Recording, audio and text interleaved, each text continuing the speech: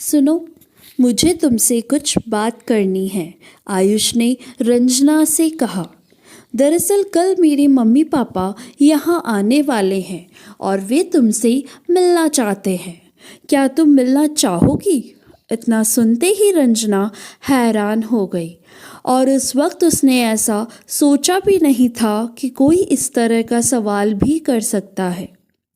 बात इतनी है कि रंजना और आयुष पिछले काफ़ी वक्त से दोनों एक साथ रह रहे थे, पर उन दोनों ने आज तक अपने संबंधों के बारे में अपने मम्मी पापा को कुछ नहीं बताया था। रंजना को लग रहा था कि आयुष के मम्मी पापा से मिलना निसंदेह उसकी ज़िंदगी का एक बहुत बड़ा फैसला होगा। आयुष के मम्मी पापा से मिलने की बात सुनकर उस रात रंजना के मन और मस्तिष्क में हजारों आशंकाएं घूम रही थी। आयुष के घर वालों से मिलने जुलने में वह कहीं जल्दबाजी तो नहीं कर रही थी? जो कुछ वो कर रही है ये सब ठीक है ना? आशंकाओं के समुद्र में गोते लगाते लगाते रंजना का ख्याल अचानक आयुष की तरफ चला गया। वह सोचने लगी कि जब भी मैं परेशान होती हूँ तो आयुष कैसे मुझे खुश करने के लिए एक से एक तरकीब अपनाता है। मुझे क्या अच्छा लगता है और क्या बुरा लगता है, उन सभी मामूली चीज़ों का भी वह बखूबी ख्याल रखता है, जो वास्तव में मेरे लिए काफ़ी अहमियत रखती है। आयुष की इन खूबियों ने रंजना की सारी आशंकाओं को दूर कर दिया और वह मिलने के लिए तैयार हो गई।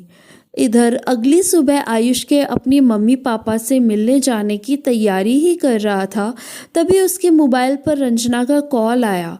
उसकी आवाज़ सुनकर ऐसा लग रहा था कि वह काफ़ी परेशान है। सुनो आयुष, मेरी कार ख़राब हो गई है और स्टार्ट नहीं हो रही है। मुझे नहीं लग रहा कि मैं एयरपोर्ट टाइम पर पहुंच पाऊंगी, रंजना ने कहा। दरअसल रंजना ये कभी नहीं चाहती थी कि आयुष बेवजह उसकी प्रतीक्षा करे। उसे भली भांति मालूम था कि अगर आयुष मेरे चक्कर में रह गया तो वह अपने मम्मी पापा को रिसीव करने समय पर एयरपोर्ट नहीं पहुंच पाएगा। सुनो आयुष, तुम कैब बुक करके एयरपोर्ट चले जाओ। मुझे नहीं लग रहा कि कार स्टार्ट हो पाएगी। इतना सुनते ही आयुष ने एक पल भी बिना कुछ विचार किए तुरंत कैब बुक किया और रंजना के घर पर आ धमका। उसने देखा कि रंजना मैकेनिक के पास खड़ी थी, जबकि वह कार ठीक करने में लगा हुआ था। रंजना को परेशान देख आयुष उसके पास आया और उसके हाथों को अपने हाथ में पकड़कर कहा, रंजना, हम लोगों के पास अभी भी वक्त है, परेशान होने की कोई ज़रूरत नहीं है। आयुष के चेहरे पर संतुष्टि का भाव देखकर रंजना काफ़ी शांत हो उठी। करीब 1 घंटे देरी से आनन फानन में दोनों एयरपोर्ट पहुंचे। विलंब होने के चलते दोनों मन ही मन सोच रहे थे कि वे मम्मी पापा से इसके लिए माफ़ी मांग लेंगे, लेकिन दोनों ही किस्मत के धनी थे। अंदर पहुंचने पर पता चला कि जिस फ्लाइट से आयुष के मम्मी पापा आने वाले थे वो करीब 1 घंटे लेट है। उस वक्त रंजना को एहसास हुआ कि ज़िंदगी में समय से पहले और भाग्य से ज़्यादा कुछ नहीं मिलता। जो होना होता है वो होकर ही रहता है।